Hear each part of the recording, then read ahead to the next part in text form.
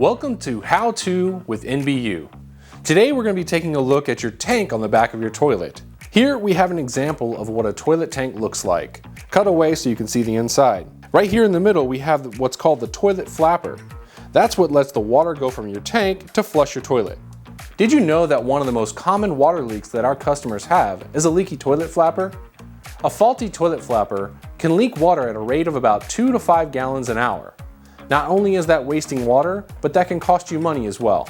Now over time, the seal between the toilet flapper and the discharge hole can become unsealed. You can have limescale buildup that can cause a faulty seal and allow water to leak in between the tank and your toilet bowl.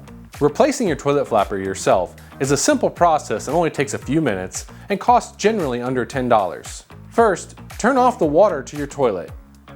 Next, you'll want to flush to make sure all the water goes all the way to the bottom of the toilet tank. Next, you can unsnap from the pegs on the side of the filler.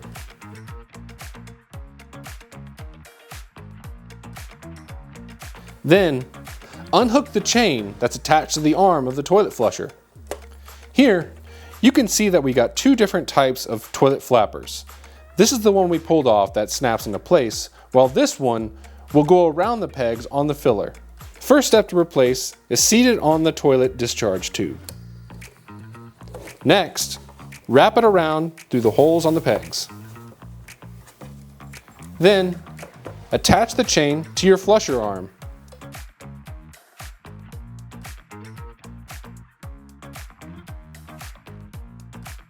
Ensure that it's working properly by turning the handle a few times.